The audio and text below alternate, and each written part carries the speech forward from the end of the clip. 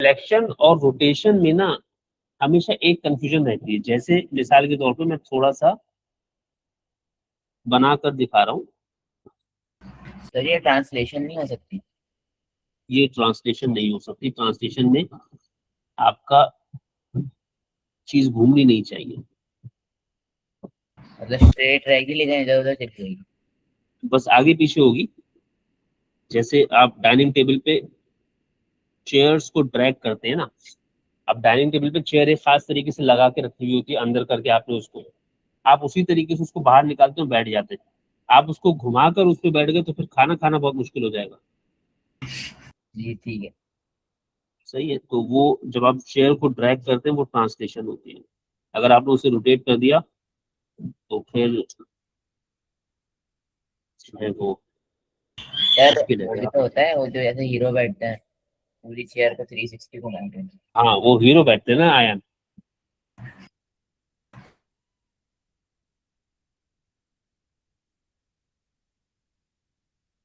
अच्छा देखो,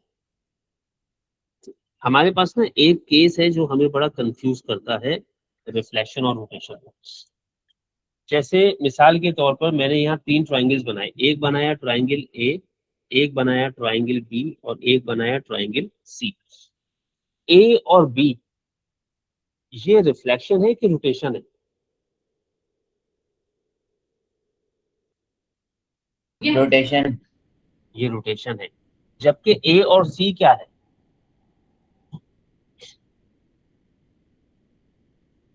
ए और ए और सी वो भी रोटेशन है।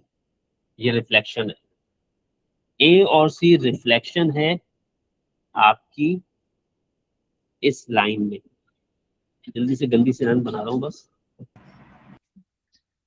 ए और सी इस लाइन में रिफ्लेक्शन है, सही है। अच्छा जबकि अच्छा, हाँ ए और ठीक है। बी आपकी रोटेशन है। तो जब ये वाला केस आता है ना रिफ्लेक्शन का, तो तब कंफ्यूजन होती है बच्चों को शायद ये रिफ्लेक्शन नहीं, शायद ये रोटेशन है। इसलिए आपको बताया कि रिफ्लेक्शन में क्या होता है, एक जैसी साइड्स एक दूसरे के बिल्कुल सामने सामने होती है, यानी ये फेस कर रही है एक दूसरे को, ठीक है।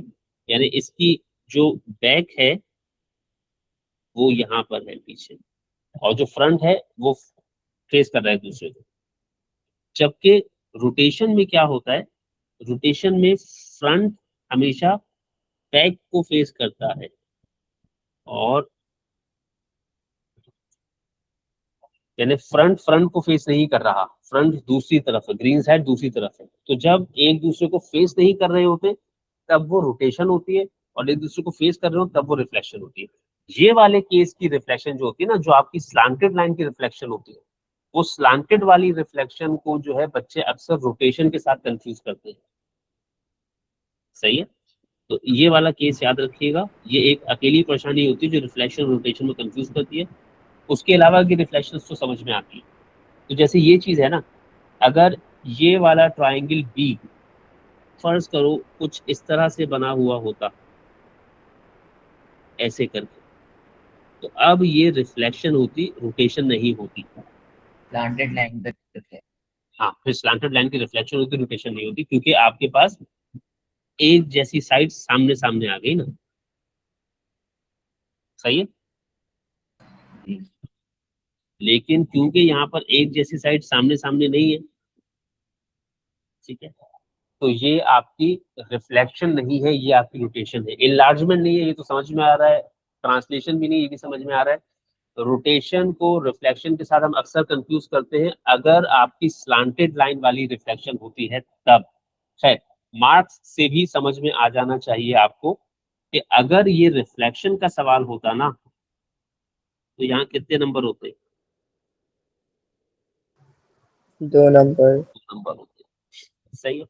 लेकिन मैं हमेशा ये कहता हूँ, क्या मार्क्स से पहले लॉजिकली या कॉन्सेप्ट से बात समझ में आनी चाहिए, मार्क्स वाली बात सेकेंडरी होनी चाहिए। खैर, describe fully single transformation that maps triangle A onto triangle B.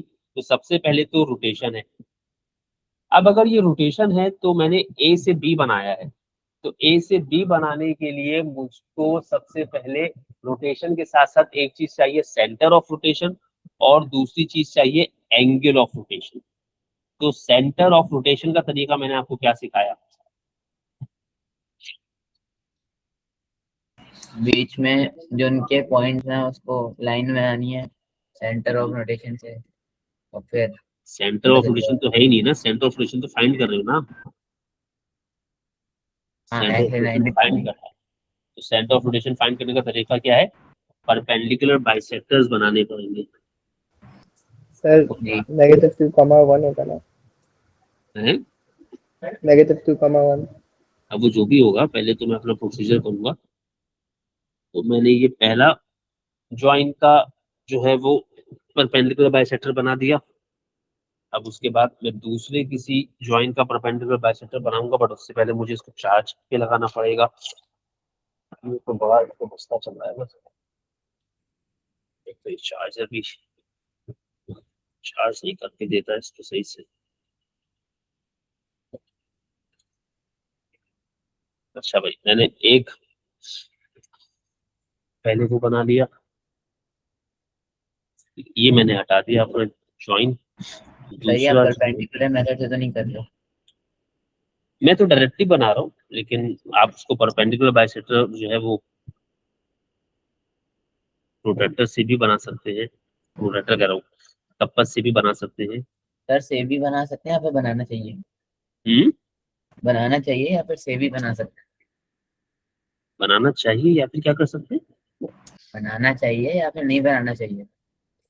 नहीं, अगर बनाए बगैर कर सकते हो तो बनाए बगैर कर लो, बनाना कोई जरूरी नहीं है, लेकिन बनाना ऐसे बना आना सकते जरूर हैं, ऐसे आप चाहिए। बनाना हाँ, बना सकते हैं। चाहिए।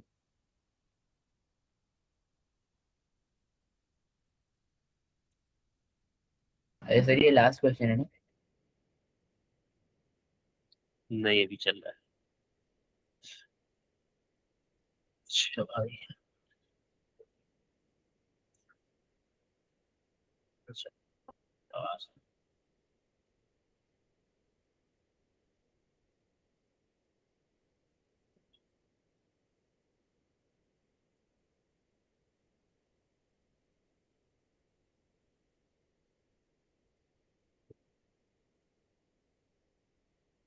चल, ये मैंने परपेंडिकुलर बाइसेक्टर्स ज्वाइन कर लिए। तो जिस जगह ये दोनों इंटरसेक्ट कर रहे हैं वो हो गया मेरा centre of rotation, which is -2, -2। ठीक है, अगर आप डायरेक्टली पढ़ सकते हैं तो डायरेक्टली पढ़ लीजिएगा, कोई हर्ज नहीं है। अच्छा, अब जब आपने सेंटर ऑफ रोटेशन आइडेंटिफाई कर लिया तो सेंटर से एक ऑब्जेक्ट का पॉइंट और एक इमेज के कॉरस्पॉन्डिंग पॉइंट तक को ज्वाइन करके भी देख सकते हैं, बिना ज्वाइन के भी देख सकते हैं। मैंने सेंटर से ऑब्जेक्ट के एक पॉइंट को और सेंटर से इमेज के कॉरस्पॉन्डिंग पॉइंट को ज्वाइन किया। कितना डिग्री का एंगल लग रहा है ये? 90 90 डिग्री क्लॉकवाइज कि anti clockwise? Anti clockwise. Anti clockwise. Anti clockwise. A से बी बनाया बेटा मैंने ए वाला हाथ मूव करके यहाँ आया है क्लॉकवाइज क्लॉकवाइज। क्लॉकवाइज। तो जब आप डिफाइन करेंगे तो आप बताएंगे रोटेशन 90 डिग्री।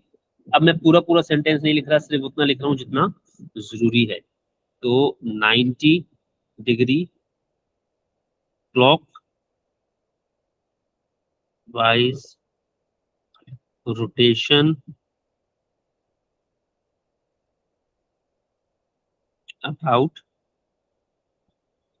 -2, 1। ठीक है, ये लीस्ट नेसेसरी चीज है। आप पूरा सेंटेंस लिखें तो बहुत अच्छा है, लेकिन अगर नहीं आपको लिखा जा रहा तो आप कम से कम इतना देख लीजिए, 90 डिग्री क्लॉकवाइज एक नंबर, रोटेशन दूसरा नंबर, -2, 1 तीसरा नंबर। Draw the image of triangle A after a reflection in the line x equals to -1।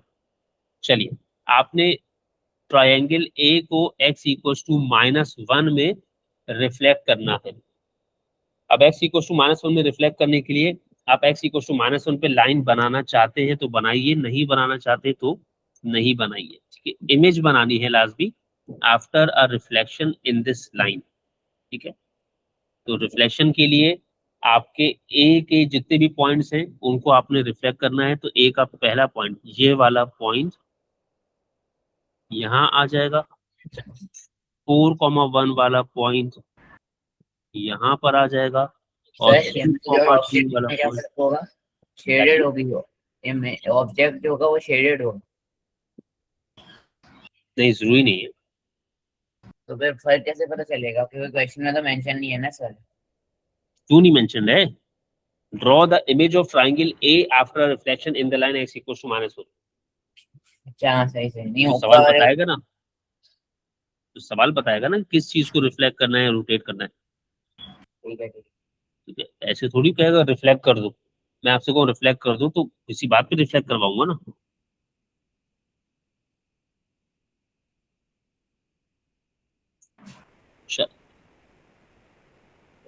कभी कभी आपको वो ये भी कहता है कि रिफ्लेक्ट करने के बाद जो आपके पास ऑब्जेक्ट आ रहा है उसका फलाना फलाना नाम है।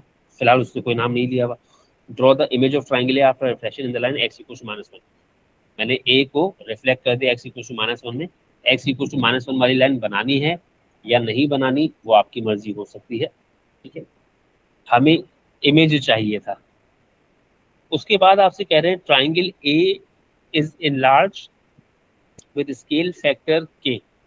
अब आपको क्या कह रहे हैं कि जो ट्राइंगल ए है उसको आपने किसी स्केल फैक्टर को यूज करके इनलार्ज किया, ठीक है। क्या स्केल फैक्टर यूज किया है ये नहीं बताया सवाल में, कि स्केल है। Factor is unknown. Centre of enlargement क्या बता दिया आपको? 0,0। 0,0। उसके बाद आपको ये बता दिया सवाल ने कि ट्रायंगल सी का एक वर्टेक्स 12,3 आया है।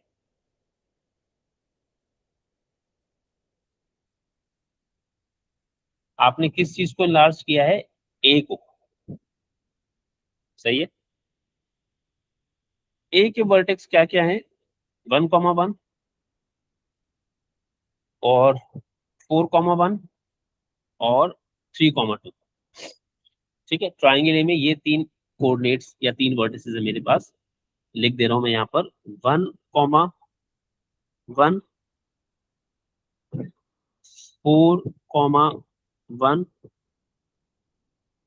3,2। सही। क्या हुआ? The coordinates of one vertex of triangle C, जो इमेज बनाई है आपने, जो ट्राइंगल सी बनाया है आपने, उस ट्राइंगल सी का एक वर्टेक्स 12,3 है। अब ये 12,3 या तो 1,1 से बना है या 4,1 से बना है या 3,2 से बना है। 4,1 से। ठीक है। अब आपको समझना है ये किससे बन सकता है, यानी 12,3 किसी एक वर्टेक्स का मल्टीपल है, ठीक है। 3 का। ओ तो 12,3, क्या मैं 1,1 को किसी चीज से मल्टीप्लाई करके ये बना सकता हूँ? नहीं। ठीक है। 1,1 को किसी भी चीज से मल्टीप्लाई करता तो जो भी चीज बनती उसका एक्स और वाई सेम बनता। Is that right? ये तो 1,1 से तो हो नहीं सकता। उसके बाद अगर आपको 3,2 से बनाना है तो 3 को 12 बनाने के लिए आप 4 से मल्टीप्लाई करेंगे, तो ये 2 को भी 4 से ही मल्टीप्लाई किया जाएगा। तो अगर दोनों को 4 से मल्टीप्लाई किया तो ये 12,8 बन जाता है, सही है। ये 4,1 को हम किसी चीज से, 4 को किससे मल्टीप्लाई करूं कि 12 बन जाए? 3 से। 3 से। एट द सेम टाइम 1 को भी 3 से मल्टीप्लाई करूंगा, यानी मैं क्या कर रहा हूं, इसको 3 से मल्टीप्लाई कर रहा हूं। तो स्केल फैक्टर में हो क्या रहा है, हर चीज को 3 टाइम्स बढ़ाया जा रहा है, सही है। ये जी। अच्छा, तो स्केल फैक्टर क्या हो गया? 3। स्केल फैक्टर 3 हो गया।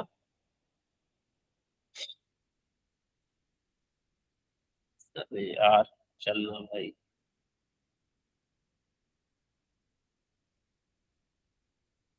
दिख ही नहीं रहा। के की वैल्यू हो गई 3 हो गई।